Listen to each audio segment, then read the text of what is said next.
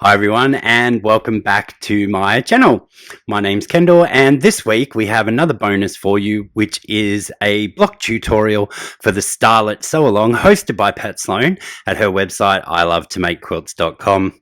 The Starlet pattern comes from a book from the Fat Quarter Shop from their publishing company It's So Emma called Fat Quarter Quilts. So if you've got the book and you've got your fabric, come with me and I'll show you how to do it. So here on the table is all of the pieces cut out as per the single fat quarter directions, so we'll be making 2 blocks in this tutorial. The only change I've made is instead of cutting 8 of the smaller squares in the pattern, I have actually cut 4 3/4 by the 2 5/8 to make an elongated flying geese for that side of the unit rather than the 2-piece units. What I'm pointing out now is the little flying geese units that we need to make, and in this video I'm going to do it firstly the traditional way with a sew and flip by drawing the diagonal line, sewing just to the left of that drawn line, flipping it over to make sure that it's all nice and square before trimming off the back 2 layers. So you can see me doing now, I'm just drawing my diagonal lines. I will then line that up nice and square with the large rectangle underneath, take it to my machine and sew just to the left of the line.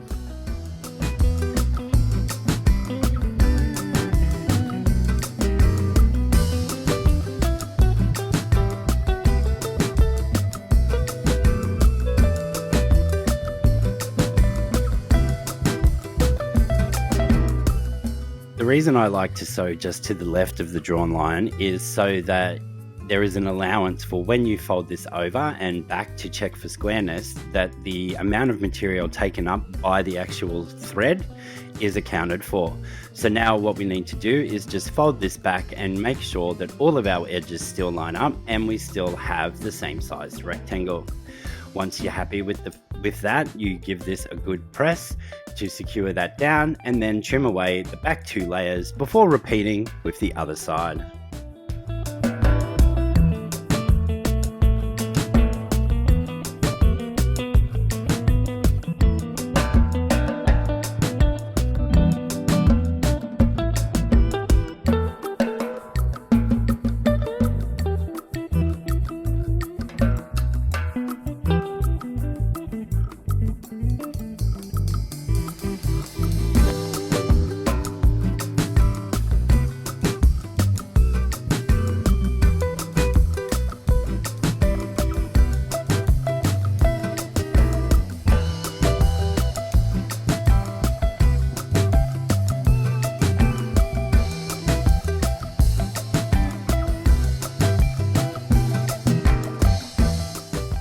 Now it's no secret that I love my folded corner clipper tool, but as I'm about to show you, we can't really use it in this instance.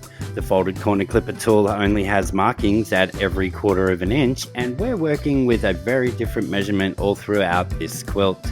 So what we can do is use the make do method of using a standard ruler. In this instance I've just grabbed my 1 inch by 12 and I'm showing you locate the 1/4 inch line on that ruler and line that up corner to corner diagonally before trimming that excess off.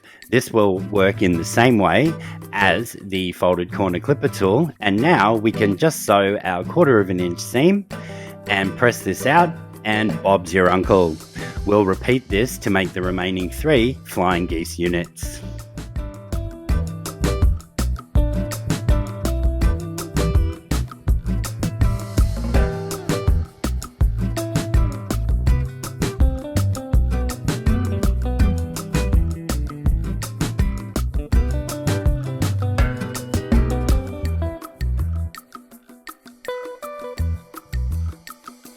With the one side done, we now need to just clip these apart and repeat for the other side. We will press these out towards the corner.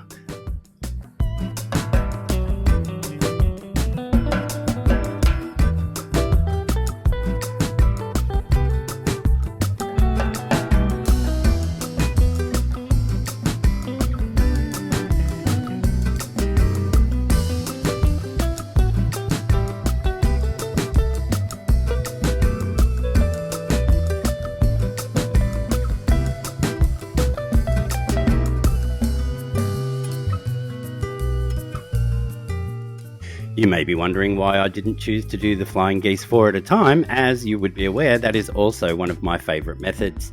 But with the weird measurements that we're working with on this quilt, I could have worked it out, but I didn't think it was necessary. And also, because we're trying to work from just a fat quarter, I decided to just go with the cutting directions as per the pattern.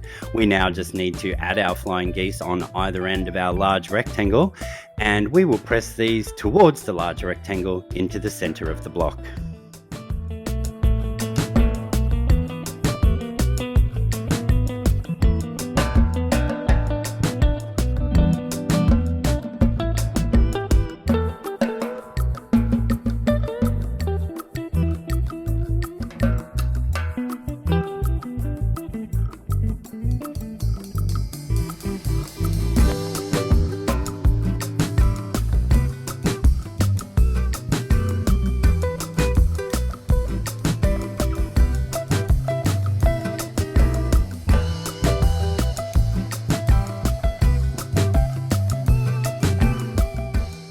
It's now time to move on to the side pieces for our block, and as I said, I am choosing to do this as an elongated flying geese. If you follow the pattern, it's simply a matter of putting a sew and flip on the end of each of our background pieces and then moving on and sewing those together to have your unit. To do the elongated flying geese, I have cut the center fabric at 4 3/4 by the 2 5/8, and what you see me doing here is just marking the 2 5/8 in on my long strip so that I know where I place my 1/4 inch line, and that gives me the corner before trimming that off and sewing it with our 1/4 inch seam. It is a necessary step as it saves you from guessing where that corner might be as you're working with two longer pieces and the corner is not clear. So once again, all I did was put a mark at 2 5/8 in from the edge to give me the corner to line up my 1/4 inch line on each of those points before trimming the excess fabric away, and I can now take this to the machine and sew my 1/4 inch.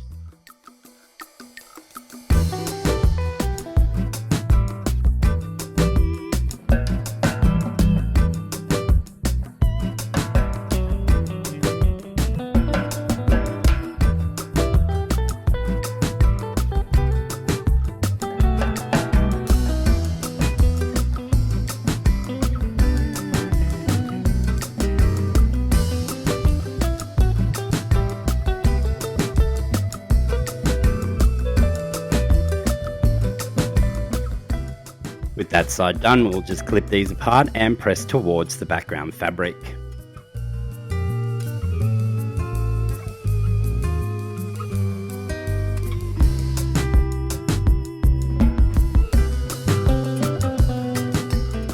So that we can cut this at the right angle for the other side, we need to place our little sketch mark for the corner on the top of this flying geese unit.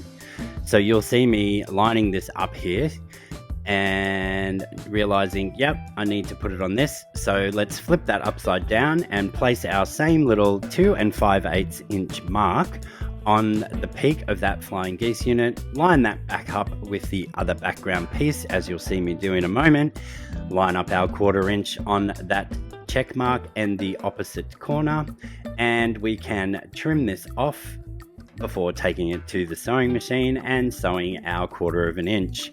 Once we've done that, we'll once again press all of our pieces towards the background fabric.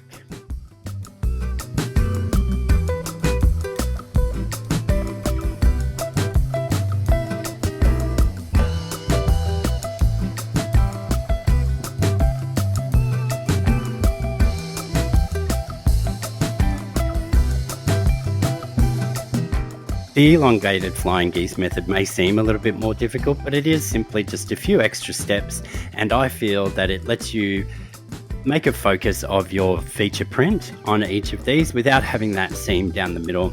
It's up to you which method you choose to use, but for me, this is the way that I went.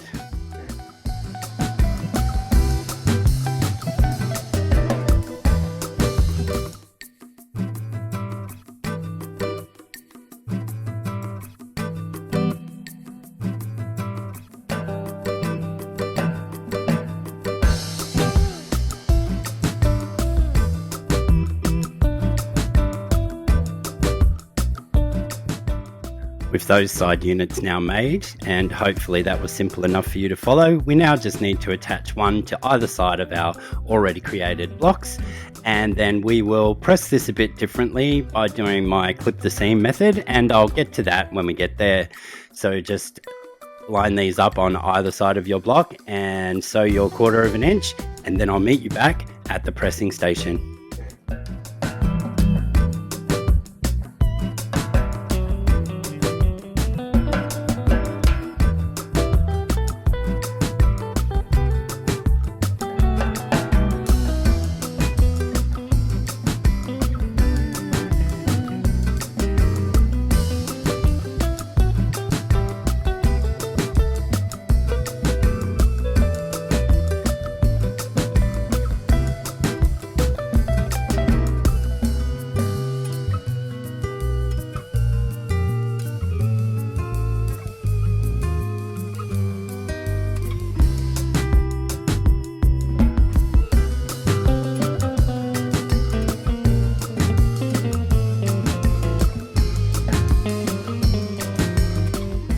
As I said earlier, we are going to clip these seams before we press this center unit, and to do that we're just going to clip right next to our seams for where we attach the flying geese on all 4 sides.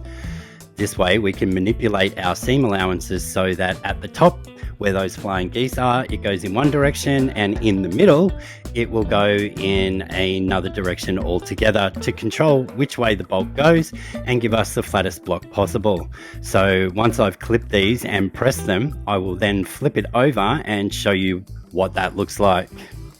When clipping, just clip into the seam but not past the stitching line, of course, and don't worry about the integrity of your block being affected. I do this all the time, and if you've ever done any clothing construction, you also clip the seams on curves all the time, and it doesn't interfere with the integrity of the piece. As you can see me doing here, I'm just manipulating my seam allowances in the 2 different directions that I want them to go. I'll give that a good press, and as I said, I'll flip this over when we're done on both and show you what that looks like.